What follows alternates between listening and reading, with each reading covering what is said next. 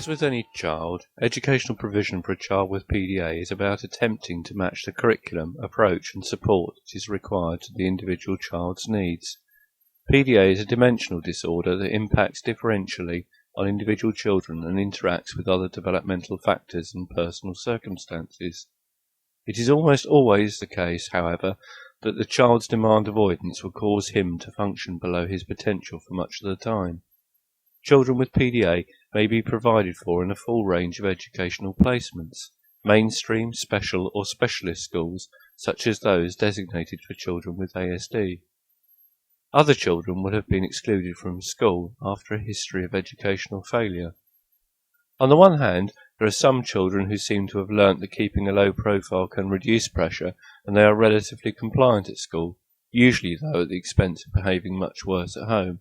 But on the other hand, there are those where school provision has broken down altogether, and the child receives varying levels and types of individualised support packages from their families and professional agencies.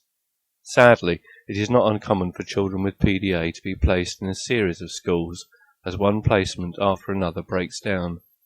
Key issues for almost any placement will include how to create an environment whereby the child feels comfortable enough to tolerate the educational process and can be kept on task to the greatest extent possible, and where any disruption to other children is minimized.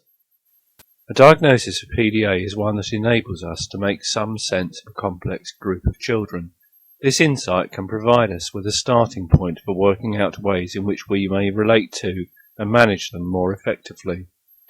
However, beyond this initial level of understanding, parents and teachers are likely to face considerable practical challenges dealing with a child with PDA. These can be compounded in a child who can be so variable and inconsistent in their behaviour in different settings and with different people. It is critical that professionals listen to parents and try to gain as full a picture as they can, so that they can work together in a supportive and non-judgmental way. For example, if parents say that they have tried certain approaches and found them ineffective, this is likely to be a statement of fact and should not be interpreted as being due to poor or inconsistent application. PDA children really can be the exception to the rule, and with whom even bulletproof strategies can fail. PDA is increasingly being recognised as forming part of the autistic spectrum, yet even those familiar with other autistic spectrum disorders find that they need to reconsider their practice and thinking to suit a child with PDA. The use of structure, routine and behavioural principles of reward that usually work with children with autism and Asperger's syndrome are rarely effective for children with PDA. The overriding state of the child's approach to school and learning is one of anxiety, which for a number of children impacts on their willingness to come to school in the first place, the ultimate avoidance. This requires detailed planning and negotiation with parents, the child, and those involved with the transport. Unsurprisingly, this anxiety is largely driven by the child's perception of demands or potential demands, being faced with failure and not being in control. The following are some of the other key characteristics that impact on the child's learning, most of which relate to their demand avoidance, but some to a different criteria. Not all of these characteristics are present in every child.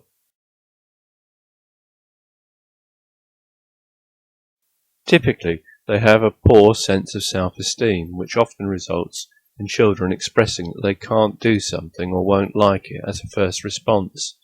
They show a lack of confidence and willingness to cross the threshold necessary to engage with an activity. This has been described as the can't help won't aspect of the syndrome. There is often an expressed desire to be on a par with or better than others, yet they do not see the necessity of the effort required to achieve this. They can also show ambivalence about succeeding and enjoying an experience or activity, typified by the child who destroys their work on completion when their teacher comments on it.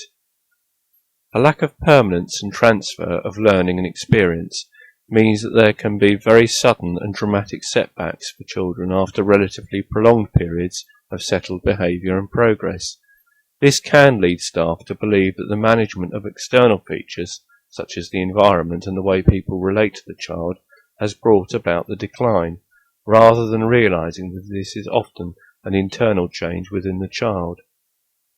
Very poor emotional regulation means that the child is prone to mood swings and phases that can be either short-lived or last for longer periods of time. The child's level of tolerance is very much mood-related, and there can be can't-help-it days when it is unproductive to pursue demands. There is often the sense that the child is being emotionally exhausted from always being on the watch for the next demand, and it can be this and other general background anxieties that are the real problems, rather than specific triggers for mood or behaviour.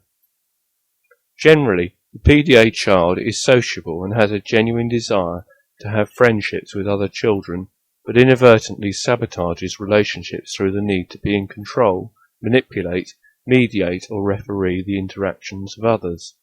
When things do go wrong, they will often blame or victimize other children, even when it has been largely attributable to their own behaviour. Irrespective of fault, children can hold grudges for extended periods and plan or seek retribution in the future. As well as the explosive or aggressive behaviour that is commonly shown in response to pressure, which can be best viewed as a panic attack, the child may articulate threats of violence and use obscene and shocking language for the very same reasons. Extensive involvement in fantasy and role play can manifest in a way that cuts the child off from reality and leads them to a feeling that they have features of those they mimic or identify with. This can be problematic. For example, a feeling of omnipotence when identifying with a cartoon character or a superhero.